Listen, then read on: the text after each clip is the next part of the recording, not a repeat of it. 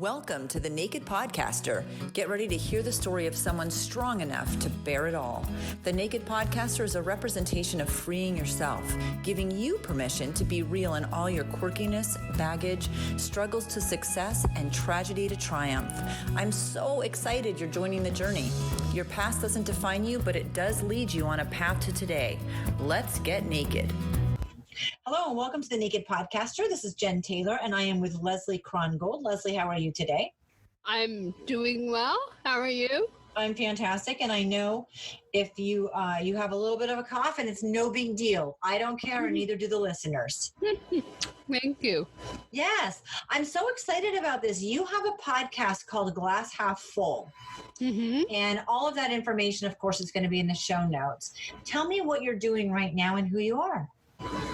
Well, I started the podcast about 3.5 years ago, and I like to think of it as an evolution of the support groups I facilitated in person, which I did I'm still doing them, but at a lesser degree, but I did it for about 20 years, and I just happened to have this opportunity to facilitate support groups for adults with neuromuscular disease shortly after I was diagnosed. And I looked at it as an opportunity to learn and educate the support groups. And that's what I did for a long time. And then I kind of couldn't do it anymore at that level. So I have a partner who's 10 years younger and is avidly listens to a lot of podcasts. And so I thought, okay, that's my next chapter. So I produce one about every 2 weeks. And the goal is really to introduce people who may have chronic health conditions, or caregivers, or just people who are, interested in health and wellness, to learn something positive that they can do to help themselves. And it really mirrors a lot of what I explore to help my condition, which has no cure or treatment. And we can go ahead and jump into that. I mean, take us back to whatever point you want and start describing the struggle. I love some of the connections and the information that I've read about you, so I'll make sure that we make some of those connections. But jump in with, even if it wasn't the chronic illness, if it was before that, some of the struggles that you've had. In my struggles, physically, I have to say, I'm very grateful for having pretty much 40 years of decent health, because there are people with my condition that have it a lot worse, and it impinges on their career, their quality of life. But I had a lot of GI problems when I was younger, a teenager, early college, and I learned a lot of, I experimented to mitigate those symptoms, mostly by gradually becoming a vegetarian and, eventually starting a yoga practice, which has helped me amazingly. But, emotionally, I probably had... it's hard to compare. There was a period where I was on antidepressants in my 20s. I had been a school teacher and I was laid off, and kind of set me on a downward spiral for a year, 2 years. But I bounced back. But I would say, more of my emotional issues during my teenage years were grappling with my sexual identity. I came out in high school, and, coming out is a lifelong process. But, I would say I am no longer troubled or find any difficulty in accepting my identity. I've been married to a woman for over 20 years, so I'm pretty content with all that. So for years, I've had a fine existence, and then I guess more of the challenge came when I was diagnosed in my mid-30s. Was that before or after your mom? So my mother was diagnosed with myotonic muscular dystrophy in probably 1990 in Florida, and I was out in California in 89. Excuse me. And no one knew what that was. I still don't know if she at that time knew it was genetic. I certainly wasn't told. And the internet, I guess it existed in some form then, but I probably wasn't on it. So I didn't search for it. But my mother had been sick a lot during my childhood and early years. She was a smoker, she was a drinker, and she had all kinds of GI, respiratory issues, et cetera, et cetera. And then about a year and a half after she was diagnosed with this muscle disease, she was diagnosed with brain and lung cancer, which she was adamant about. It had nothing to do with her smoking, but... Of course not. Yeah. But she was in denial about a few things. So she passed away in early 92. And I wasn't diagnosed till, I think, 98. So, and I was only diagnosed because I guess at some point in 98, I realized I had some wrist issues. I had difficulty opening a car door. My wrist would sort of freeze, and I couldn't release the grip. So I remembered she had talked about that, but it had been several years. And again, I had no understanding that it was genetic. So that I went to a GP, with that kind of symptom. They thought it was nutritional. They did blood tests, and then they referred me to a neurologist who shortly after diagnosed me with myotonic dystrophy.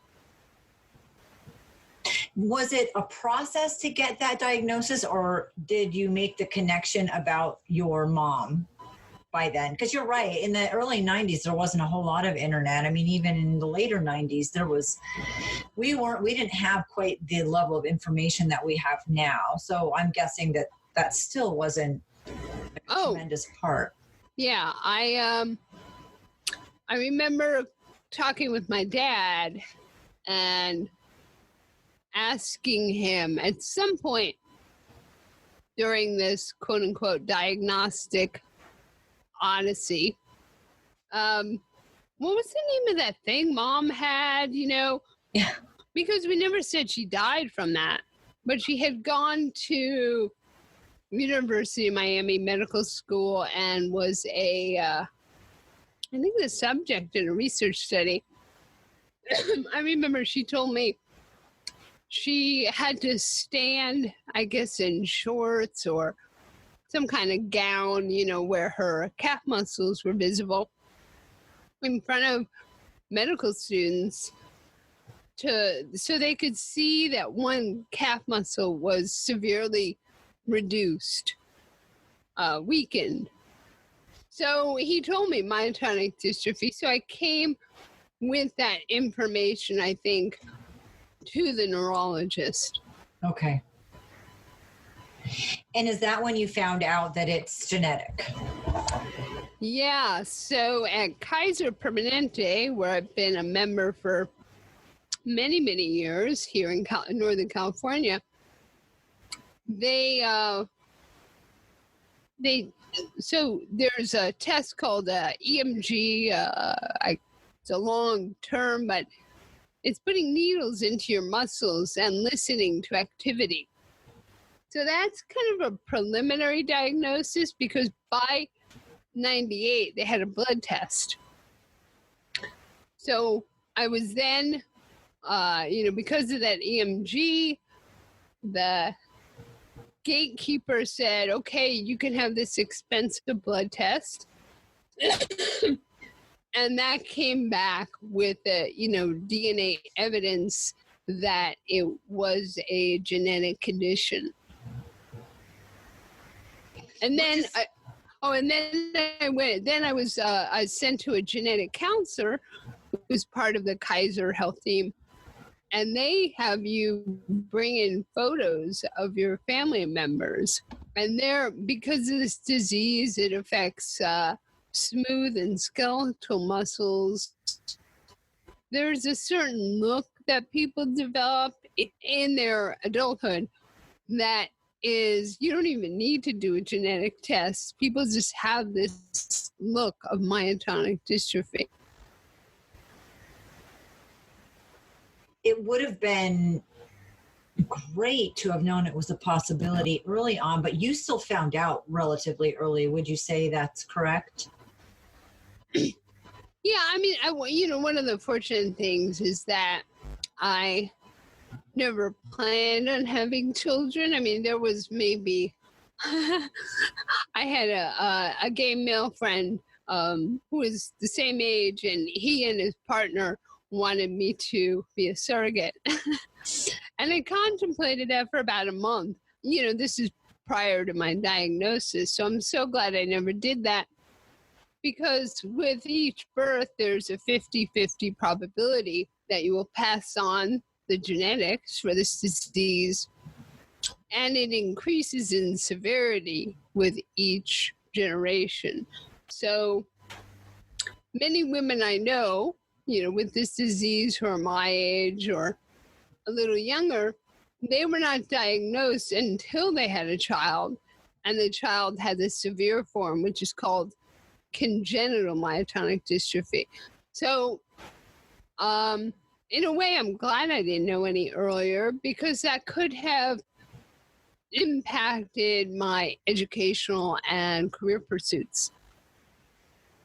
Yeah, that's really, well, I mean, I understand the 50-50. That makes total sense to me, right? That makes complete sense. There's a 50-50 chance to pass it down, but the fact that it's progressive that's kind of surprising. So if you have that 50% chance of having it, it's going to be worse for that person than another. So as a parent myself, I wouldn't want to take that risk. And many women who are young enough to still have children and are diagnosed and are feeling healthy, they can go through, you probably know all this terminology. It's expensive, the process, but they could go through, do you know the name of it? Where, the eggs are tested. I can't remember. In vitro fertilization, sorry. They can do it that way. Yes, you can go through IVF and know that you don't have that genetic marker. I have a son actually with something called Huntington's disease, and I adopted him. Oh, at birth. Yeah. Right. Okay, I adopted him at birth.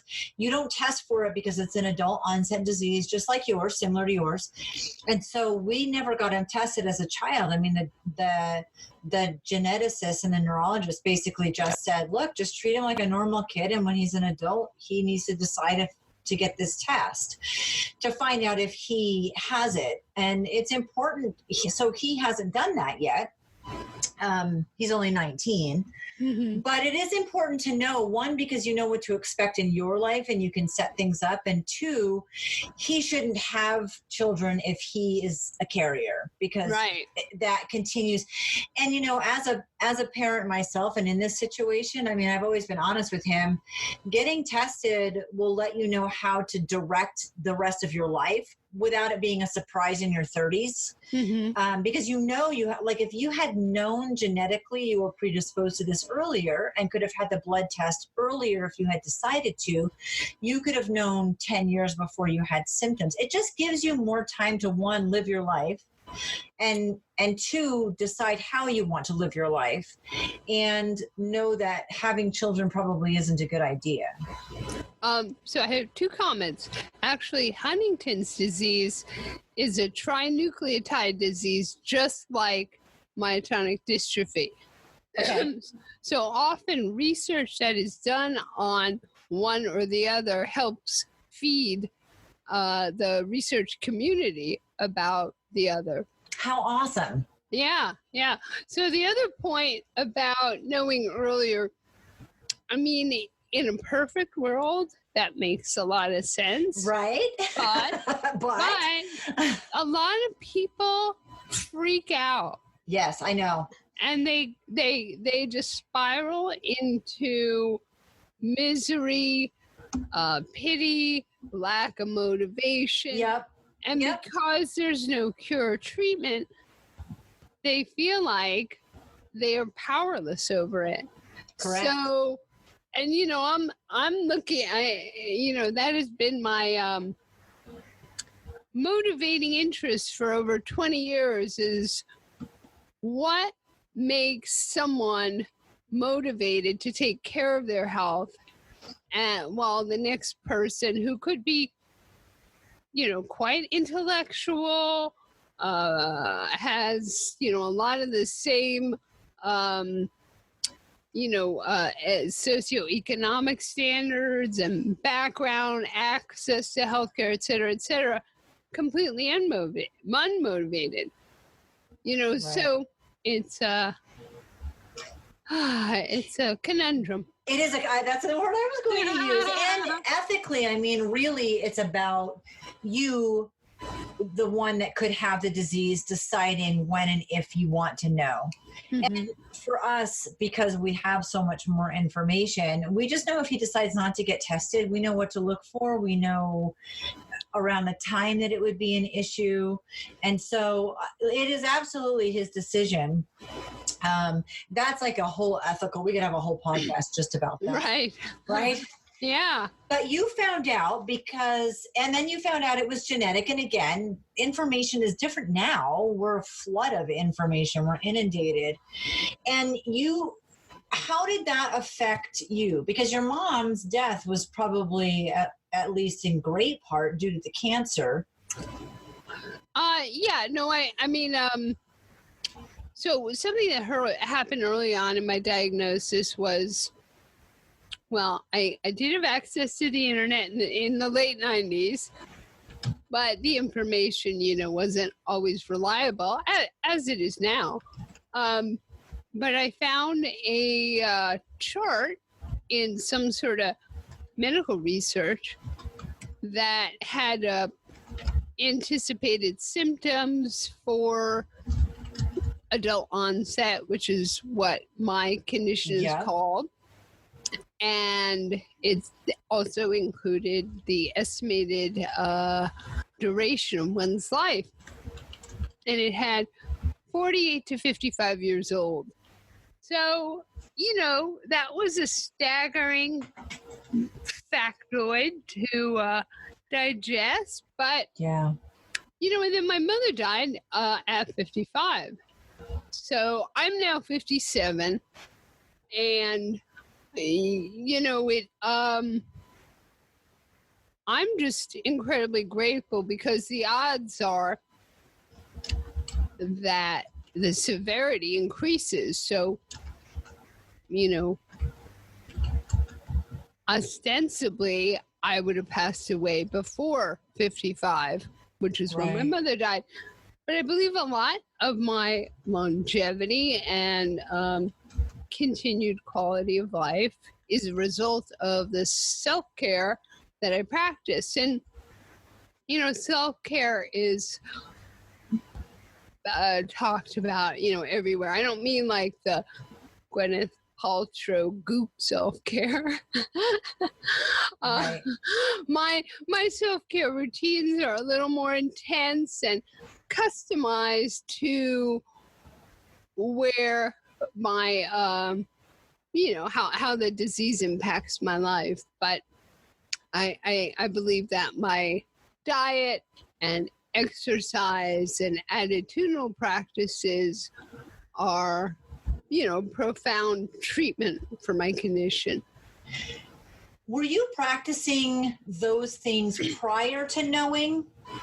Well, ironically, some of them, yes. Like I started yoga sometime in my 20s. I didn't become a devotee, but I was introduced to it, and I would take classes here and there. And then I started down the path to vegetarian eating in college because I the first memory of it was I had always felt bloated after eating, any meals my mom cooked.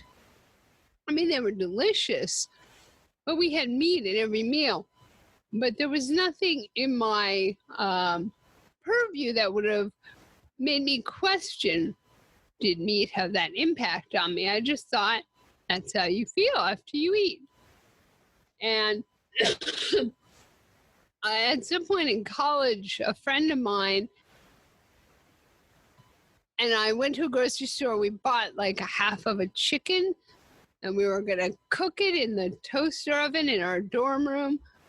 And I remember we were cleaning it. Of course, we were stoned, so it heightened the whole experience. But it was touching this flesh where I felt like it was an infant. And it freaked me out. And that was what, coupled with, feeling bloated, I started to gradually eliminate different forms of meat. But that took several years, I guess 5-6 years, until I, became a real vegetarian. And I'm mostly plant-based now.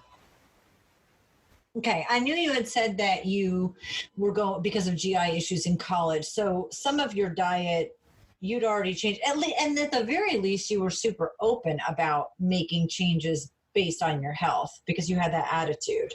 Yeah, and I don't know why I was like that, because my mother and father were smokers, although my father did quit at some time when I think I was in college. He went cold turkey. But they did not model those health behaviors of questioning and experimenting with diet or lifestyle, factors. And what else, once you found out the diagnosis, what else how did you change things? How did you continue on? What was the experimentation of what would help and what wouldn't? And did it change as the disease has progressed? I have to say, I think I learned a lot through the support group I was facilitating. Okay. Because I was always looking for speakers to educate us. And I was approached by some people from a local acupuncture college. And they were doing a study where they were looking for people who had muscle disease. And they came and talked to us. And I had never thought about acupuncture. I probably, this is, let's see, maybe 2000, 2001. I mean, even though I'm in Northern California since 89, I was not immediately open to what I had previously thought were woo-woo, practices. I love that you just said that. Well, I come from a very sort of middle working class family in South Florida. My parents both voted for Nixon, Right. So I like, they didn't model this openness. So it was very gradual. So they were and I was intrigued by what they had to say. I don't think I met the criteria for their study because I have remained ambulatory, and they may have, I can't remember exactly what the requirements were.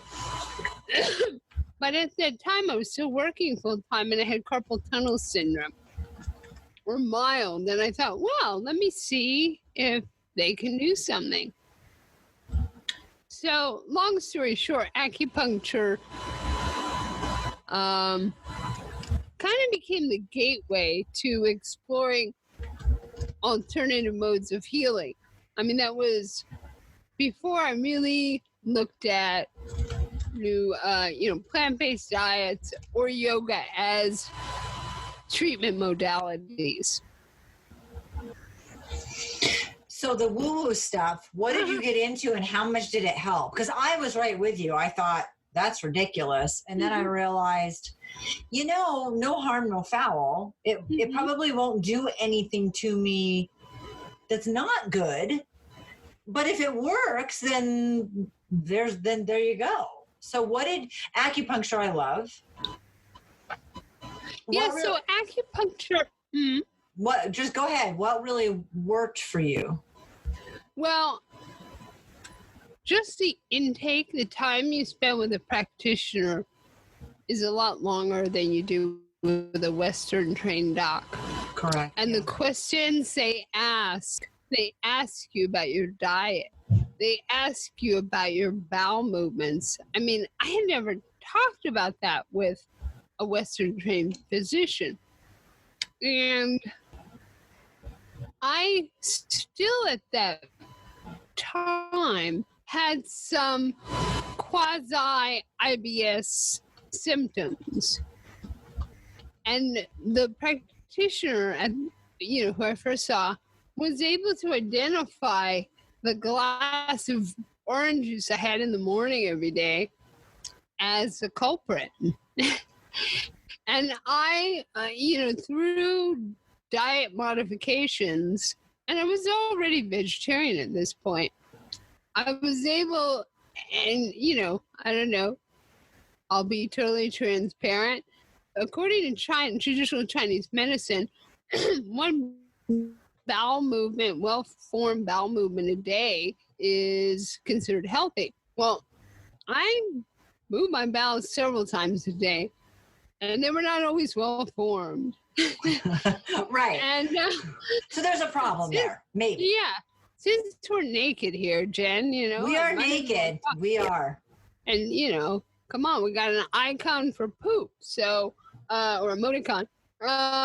Anyhow, through acupuncture, I was able to change all that and really be much more intentional about the vegetarian food I was eating, because I never questioned what kind of oils is that restaurant using in the preparation of their food.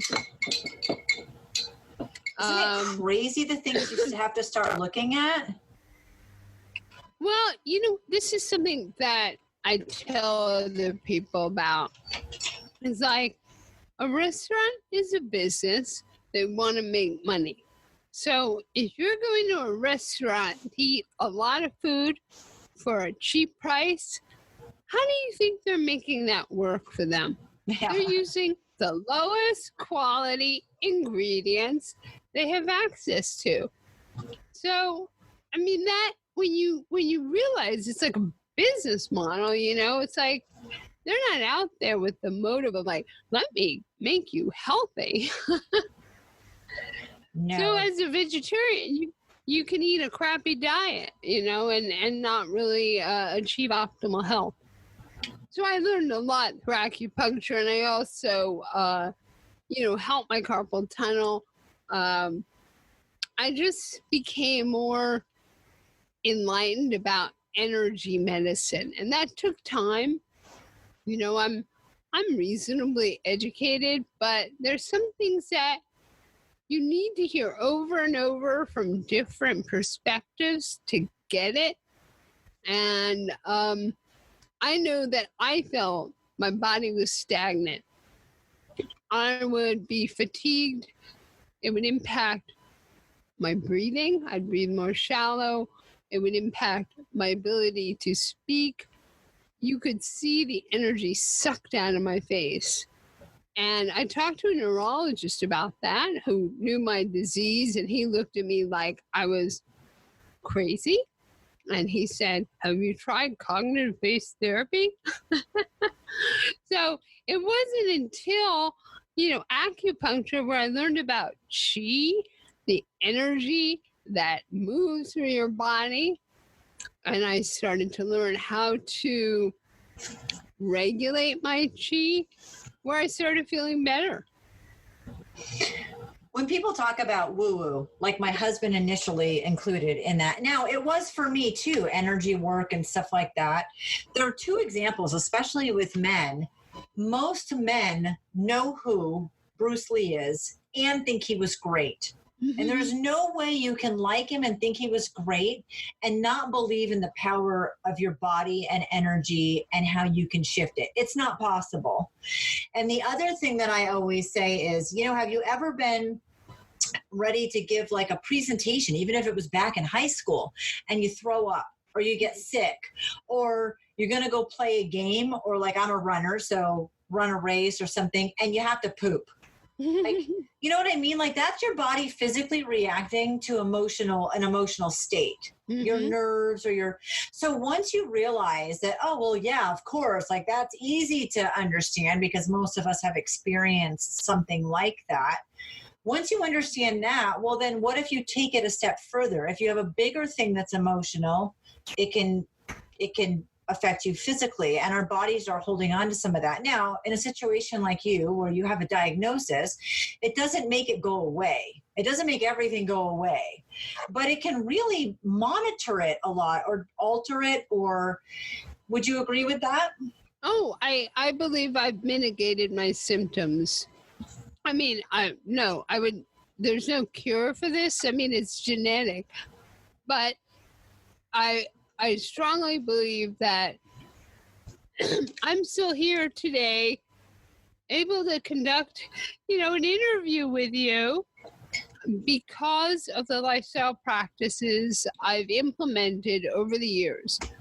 Now, I believe I will eventually succumb to the disease, and that's because, there's no quote unquote cure for it yet. But my goal is to empower people, with my disease and other chronic diseases to really explore healthy, non-invasive ways to help control and mitigate the symptoms they live with. I love that.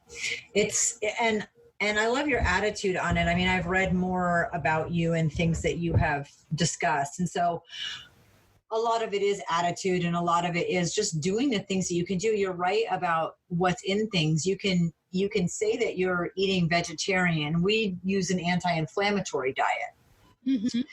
And just because something's gluten-free, for example, doesn't mean that it's healthy. It means it doesn't have gluten. So like they can put a ton of sugar in it and crappy oil, and it would be better to just eat gluten. Mm-hmm.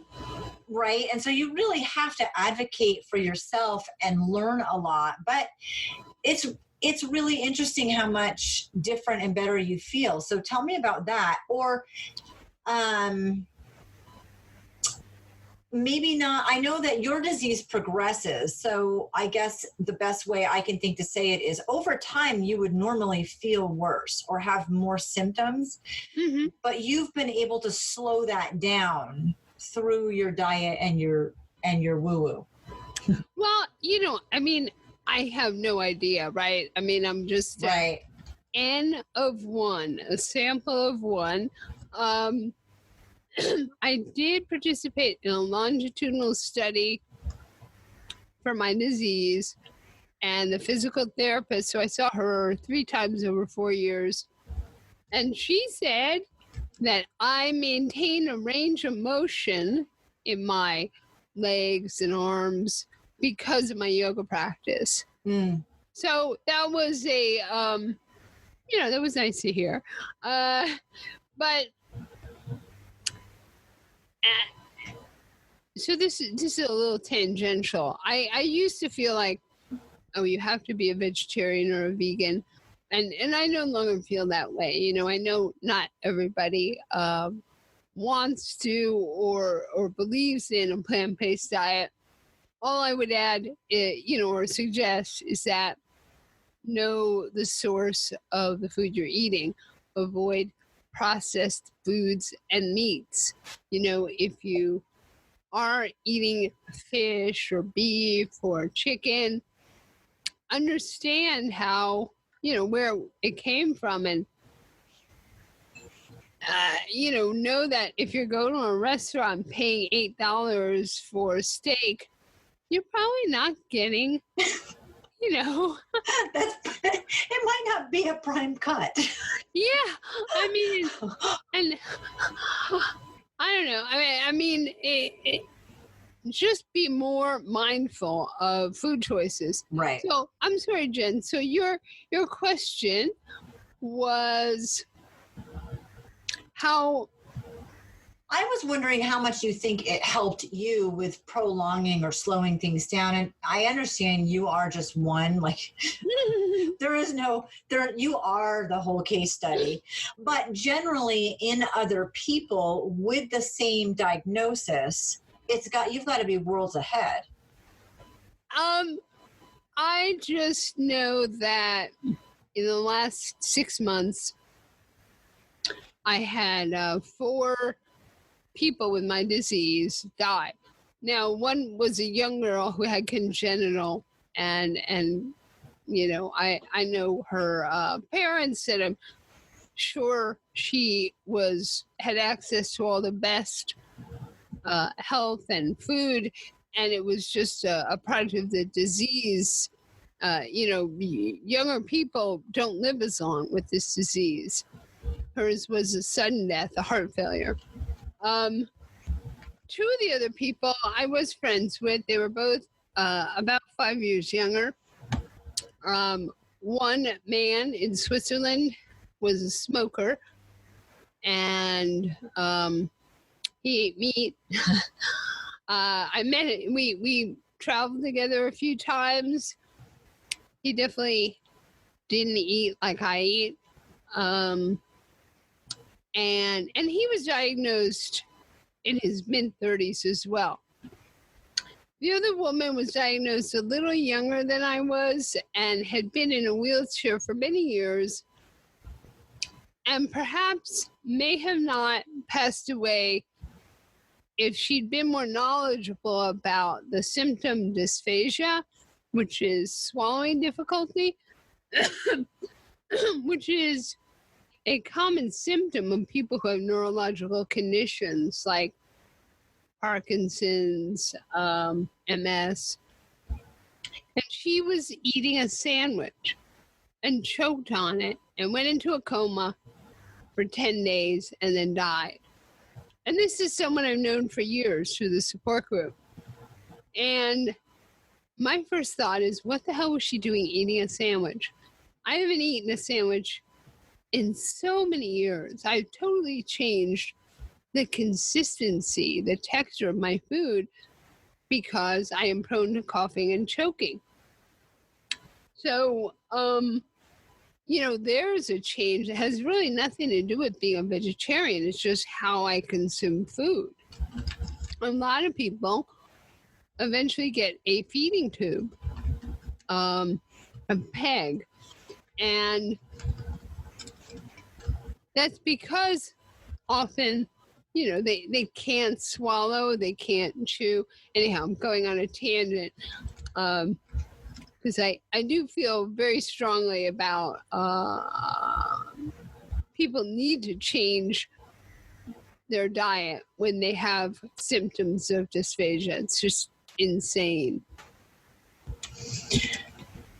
Well, it's important. I mean, you want to live, I think there's maybe two ways people think. One is you get the best quality of life for the longest period of time. Mm-hmm. But some people are like, YOLO, you only live once. I'm going to eat cake if I want to eat cake. And if that means I die younger, or then at least I live my life eating cake. And I mean, people are going to have to make that decision themselves. I'm more like you, where I think, geez, how much can we actually monitor this and be able to, prolong things and give a better quality of life, a higher quality of life for a longer period of time. But I understand not everybody feels that way, just like some people don't want to know about the diagnosis until they have to. Mm-hmm. So I'm just jumping to conclusions that you have lived a healthier, longer, better quality life because of the changes that you made. Oh, I mean, I believe that. Yes. I just, I'm just hesitant to say that because I'm close with a lot of people in my patient community, and I don't want it to ever appear like I'm judging them. They listen to my podcasts. I'm active in our patient organization, but I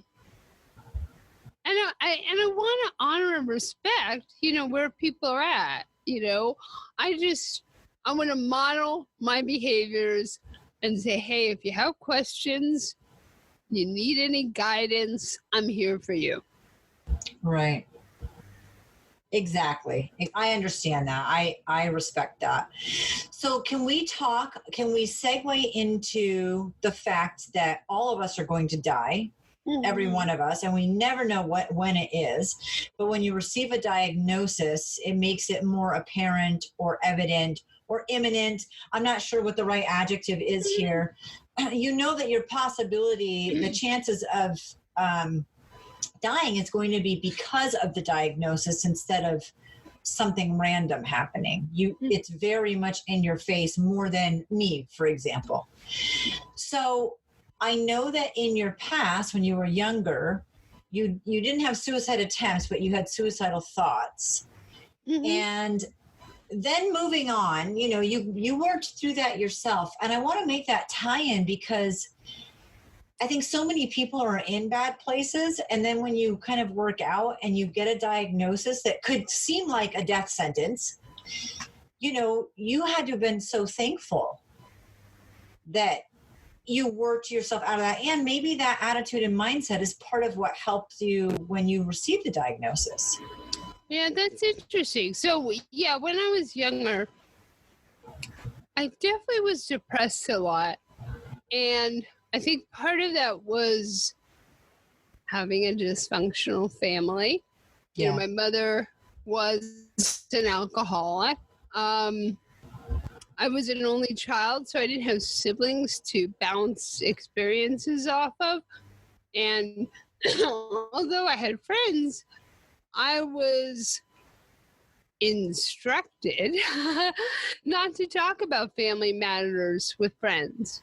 So I kept a lot of that in. And I think coupled with, the realization that I was different, was started happening 12, 13, 14 years old. And, you didn't have LGBT organizations. Oh, yes. In the 70s, yes. You had Anita Bryant in Florida. And you had a lot of, scary imagery. So I think that was kind of what fostered this,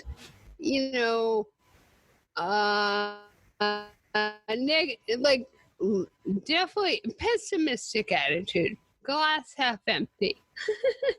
Right, Because exactly. I used to wonder, will I live to 30? That was like my target age. Can I make it? Can I survive life till 30? And before I moved out here in 89, I don't know, like 87, I got turned on to what was EST and became Landmark Education, but it was the Forum Are you familiar with that? No. Werner Erhard. Am I dating myself, Jen? I don't think so, but I'm not familiar with it, so I'm not sure why. EST was what it was called. I had some friends who had gone through the training, and basically it was 2 intensive weekends where you have a facilitator. You're in a hotel ballroom with, I don't know, 500 strangers, and without even going into what they talk about, it was the understanding that everybody's fucked up. Mm.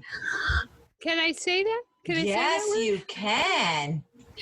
So it was me seeing people, and I was 27 at the time, not diagnosed. You know, my mother wasn't diagnosed, but I became aware that no matter what age, no matter what socioeconomic status, education, ethnicity, religion, pretty much everybody in that room had something that was fucking them up in life.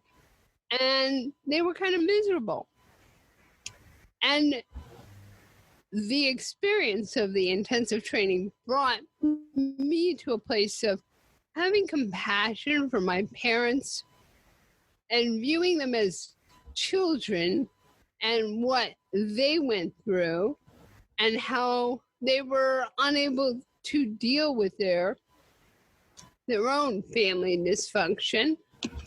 So, you know, they never did any quote unquote work on themselves. and it was from that experience, and then reading books by Louise Hayes, and Healing the Shame That Binds You, where I started to have an opening. And then I moved to California and I went to healing circles. And I had done psychotherapy before, but it was the community rather than one-on-one that was so important. And it was the knowledge of you're not alone. All these thoughts that make you feel like you're a freak, you're not alone. Right. Everybody has some of those thoughts. And I think that was the beginning of my healing. And then it was just sort of, you know, continued reading and opening up to seeing the power of the universe. And I think a lot of it is also becoming more deeply rooted in my own spirituality. I had, my mother was raised Catholic. My father was Jewish. I sort of chose Judaism. Intellectually, it made more sense to me. Also, for a variety of reasons. I also grew up in a very Jewish community. Reformed Jewish, not very religious. But I believe it was like a deep faith in God or a higher spirit that enabled me to become more comfortable in myself. Which is great.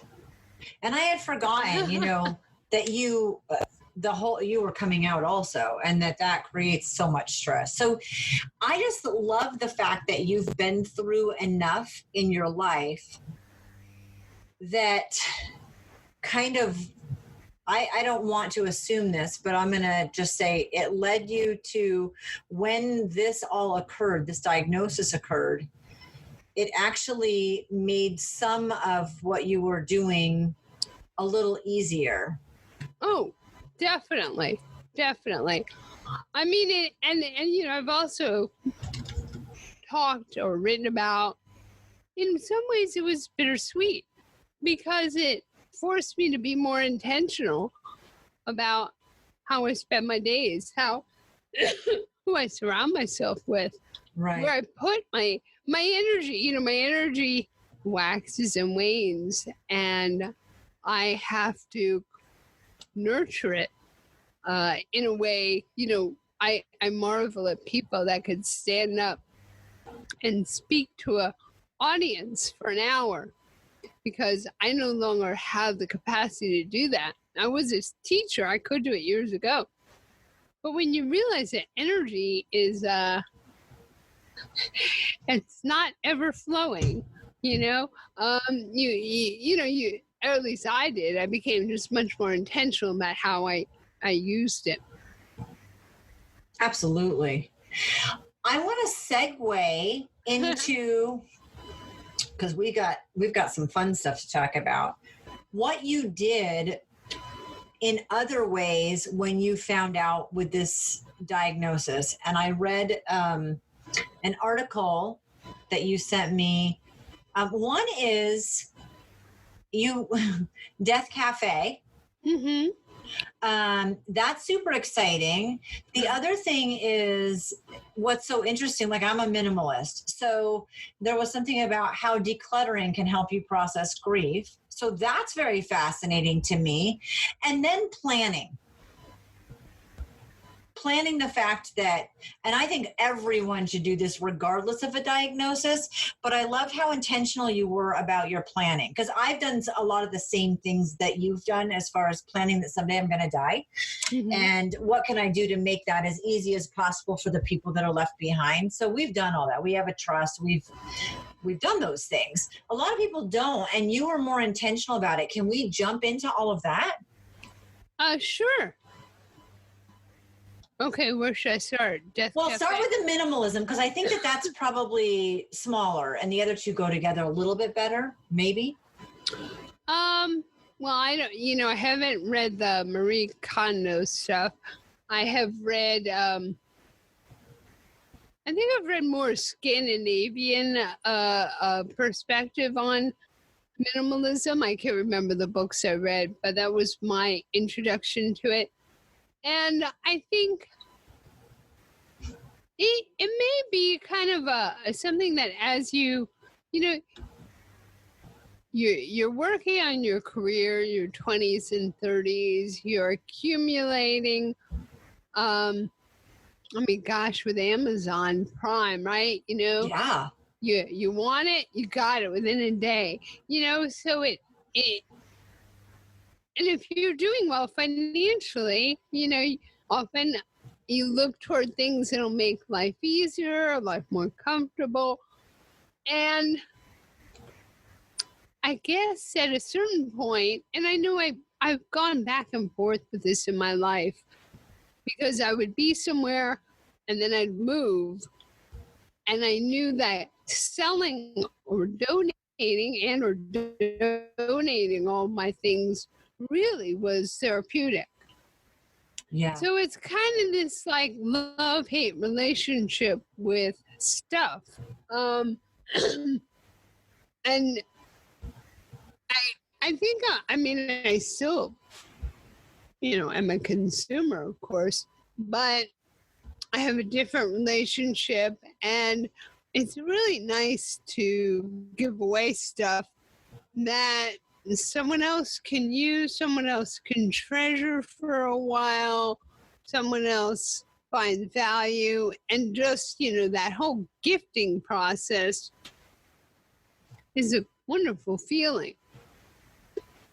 So that, I mean, that's really all I have to say about decluttering. I would like to do an episode at some point about it that digs deeper into it, because God, I can't remember the term. I think it's a Swedish term. But it is, I think, translated, it's death cleaning. Oh, wow. That's and that's almost terrible. Well, not if you're familiar with, like, Ingmar Bergman films. Yeah.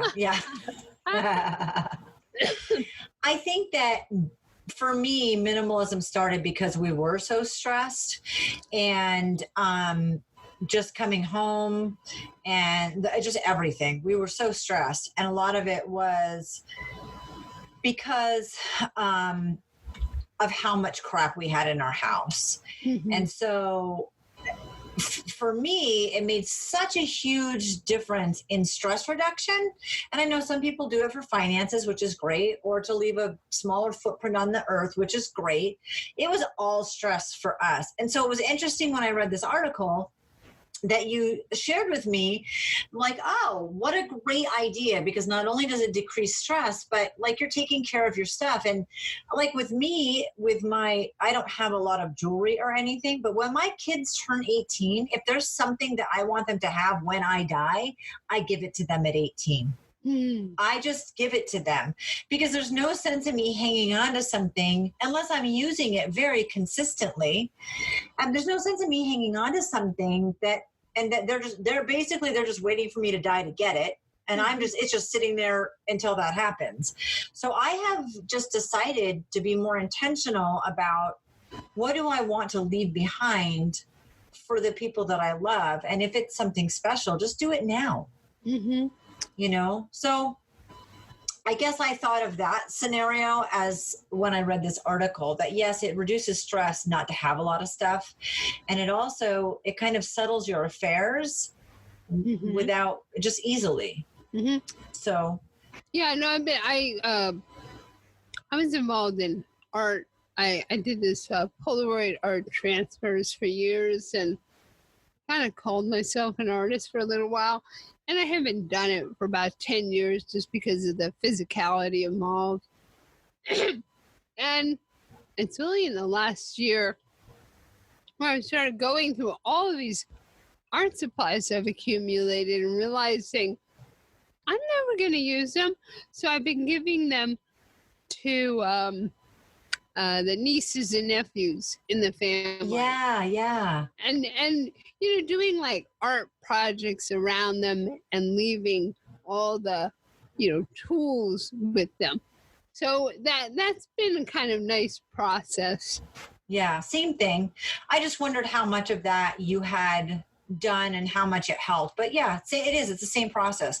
So tell me a little bit about Death Cafe, because that just doesn't sound good. And how you settled things. And I'd like to, I know with the podcast, you're paying it forward because you're still learning and teaching. And I love that you said that, because I think every experience in our lives we're learning from and we can potentially teach from. And you're doing that with intention. So I would love to know, kind of tie things up with how you've decided to settle your affairs, and then anything that you would want to pass on to people. Well, it's an ongoing learning experience, and I read a lot of books and articles about it. And there is no formal web portal that defines what to do, but you could sort of say the umbrella term is the death wellness movement, which incorporates pragmatic things to do. Getting your finances in order, your estate in order, your life care planning with your healthcare provider. I'm actually involved in an patient advisory council with my local HMO, where they seek our input as patients on this whole life care planning process.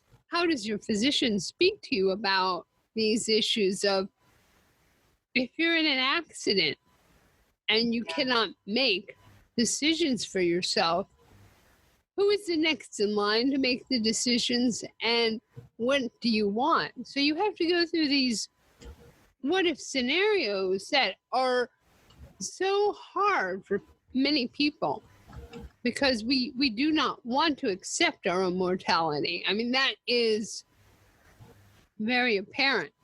Especially when you have guys like Elon Musk and Larry Ellison putting tons of research into death-defying research. because they want to continue to live forever. Oh, yeah. But so the Death Cafe is something I'd read about, went to the internet, found my local Death Cafe and went to it a few times. And it's really like a meetup. You know, a lot of people are familiar with meetups. Yeah. But most of them are free. Go to some public location with a theme. And the Death Cafe is meant to engage people in conversations about death and have cake. And so I went to a couple. Ironically, it was held at a mortuary. They're not all held at, places that remind you about death. But it was very nice. There was a facilitator. Maybe 20, 30 people showed up. A lot of people were around my age. I certainly didn't feel like an anomaly when I went in. But pretty much, I was the only one who was talking about my own death.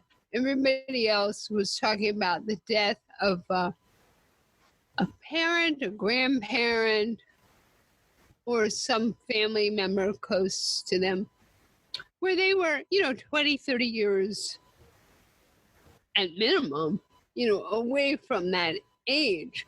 So I like the concept, but personally, I didn't get a lot out of it. Okay. Yeah. Well, that's kind of what I was wondering. Yeah. And it's hard. I mean, so what I have found, are books now, and it's a younger generation of people who are kind of leading the edge on the death wellness movement. And there's an annual conference called End Well that is held here in San Francisco, and the woman who started is a physician, and she has engaged a lot of people, and it's an ever-expanding community of people to talk about mortality. And a lot of them are palliative care doctors or hospice workers, but you have designers, musicians. At this year's conference, there's a country, I can't remember it. It's Garth Brooks or somebody like that is going to be there. So it's really exploded, and it's people talking about death. Well, I don't know if everyone knows this, but it is something that's going to happen at some point. And when that happens, you might want to be prepared for it. That's why I said we have all of that set up. And it was very important to me to not leave people behind. I think when you are diagnosed with something that makes that much more in your face, then you're forced to deal with it a little bit more quickly, or maybe it's more in your mind, but it's not anything we should all be doing it. So I just thought that was interesting, that information, the Death Cafe. I was like, wow, I didn't have any idea any of that existed. So well, I bet there's one near you. I bet there. You know what? I could look it up. So to end our time together, which has been fantastic, what would you recommend to people? Is there anything that you would say to people who are struggling, other than to find your podcast, because that's a huge way that they can learn.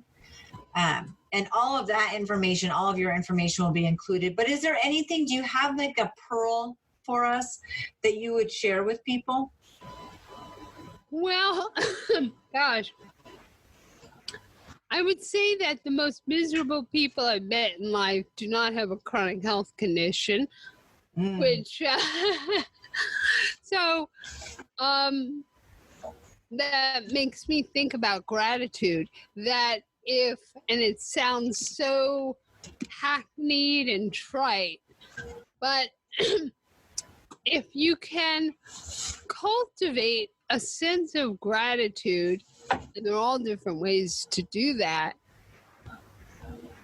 and live in the here and now. So when you're experiencing some kind of physical, emotional, spiritual crisis, you can sit there and go within and realize in that moment you are breathing, you are able to breathe and practice some deep inhalation and deep exhalation and remember what you're grateful for.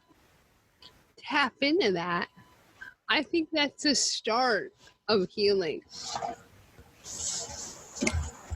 Thank you for taking the time to get naked with us. If you'd like